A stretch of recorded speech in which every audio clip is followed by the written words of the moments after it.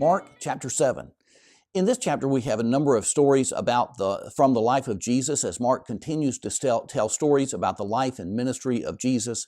Some of these are stories about the power of Jesus, some about the faith of people, and we open with a story about a conversation with the Pharisees and the scribes, the religious leaders.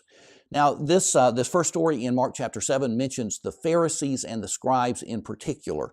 The Pharisees were a religious group that had developed over the last couple of centuries, and so in the first century, in the time of Jesus, they were a very strict religious group. They were really the most strict of all the religious sects, and they were particularly concerned about keeping the law and keeping the minutia and the details of the law. And one of the things that they thought about doing, or they tried to do, was create fences around the law.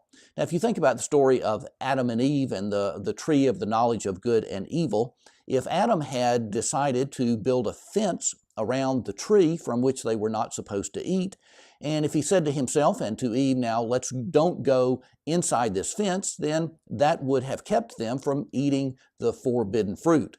Now, so this was the idea of the Pharisees. They tried to create fences around the law, so if you didn't go beyond that fence, then you would never break the law. And so that we can understand how that might sound reasonable, but we see in this first story how that had gotten out of hand. Now, the scribes are also mentioned. They were the group of people that particularly focused on copying the scriptures. The scriptures were not printed like they are today. They were handwritten on scrolls of parchment. The parchment would eventually wear out, or you needed more copies. So the scribes were particularly trained in copying the scriptures accurately. And one of the things that we realize from all of our manuscripts of the Bible is they did that job very, very well. They were very meticulous about copying the scriptures, and they did so quite accurately. So we see in this passage, however, that they are complaining against Jesus, about Jesus, that his disciples they don't follow some of their traditions.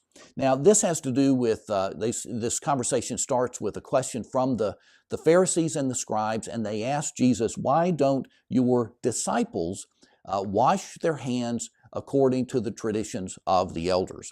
Now, it's not clear exactly what this tradition was, and from the Greek text, it's a little bit unclear. But it seems that there was something very, very specific that they did about washing their hands before they ate. There's some indication that it was just they had to do it very carefully and thoroughly. Some scholars believe they had to wash them up to the elbows. And some of the tradition at that time was that to eat with hands that weren't washed was as serious a sin as adultery, and that it would be better to die than to eat your food with unwashed hands. Well, Jesus has a wonderful set of comments to them. He notes how they have built up all of these traditions, and their traditions have taken people's focus away from the actual laws and commandments of God. And Jesus gives an example. He says, remember how the law says, honor your father and your mother, but you've developed a tradition that allows people not to do that. And one of the things that they allowed people to do was to declare a child, for example, an adult child, to declare their resources as korban. And what that meant was dedicated to God. So a person could say, well, I'm sorry, Mom and Dad, but I can't really help you. All my income, everything that I have is korban. It's dedicated to God. Now, that didn't mean that they gave everything to God. It just meant that they dedicated it in theory. And thus it allowed them not to have to spend money on things quite frankly, they didn't want to spend them on. And so Jesus has some wonderful comments here. Notice, and he summarizes, he says, you abandon the commandment of God and hold to human traditions. And that was what they had done. So here's a story that reminds us, and this has been a very important story in the life of the church theologically. It reminds us that we should be careful not to add to or take away from the laws and commandments of God. When we start to add a lot of things to those, that may be with good intentions, that we tend to lose track of the actual laws and commandments of God. So it's been something, because of this story, that the church has tried not to do. And then it says, Jesus called the crowd to them, and he made a comment about food laws.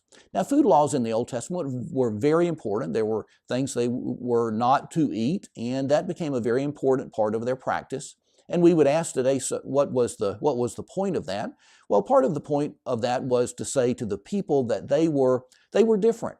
They were a sacred people. They were God's people. They were a holy people. And one of the ways that was to be lived out in that era was by things that they ate and things that they did not eat. There were clean and unclean foods. Well, but Jesus is inaugurating something new with his coming. And so here's what he says, and he uses a wonderful bit of common sense. He says, listen, it's not things that go into a person that defile them because they go out of their system, but it's the things that go out of a person that defile them. And then Jesus mentions a number of things. He has a list of them. And if you look at that list closely, those are things that he is basically summarizing, things that are part of the second tablet of the law. You shall not kill, you shall not commit adultery, you shall not steal, you shall not bear false witness, that is lie, and you shall not covet. So the next story in Mark chapter 7 is about a Syrophoenician woman's faith. Now Jesus had taken the disciples to Tyre. That was outside the region of the land of Israel. It was to the north and west of the region of Galilee where Jesus had been spending his time with the disciples. And it seems that Jesus wanted to get away with the disciples and just have a little peace and quiet. Let them rest, be able to teach them without the crowds around every moment. But it says that there was a woman that realized that he was there and came to him with her daughter who was sick, who had a demon. And it says that she is a Syrophoenician woman. She's of mixed heritage from Syria and Phoenicia. But it simply means in terms of this story that she was a Gentile. She was not a Jewish person. So Jesus really doesn't want to perform this miracle because he doesn't want to gather a crowd. And if Jesus did a remarkable miracle, it might be that, again, he couldn't get time with the disciples. But the woman has a wonderful response of faith. And Jesus rewards her response, not so much because it's a bit witty, which it is, but because it's a response of faith. And Jesus agrees to heal her daughter and sends her home, and she goes home, and her daughter is well. Well, one final story in Mark chapter 7, this is the story of Jesus curing a man who was deaf and unable to speak. And a couple of interesting things about this story. One is that it says that Jesus put his fingers into his ears. He spat on his finger and he touched the man's tongue. And he says, Ephphatha, which means be opened. So Mark keeps here the Aramaic word that Jesus actually used. He keeps that untranslated, Ephphatha, and then he translates it in the gospel, which means be opened. And what's interesting about this is that here's a very intimate set of actions by Jesus. He puts his fingers in the man's ears.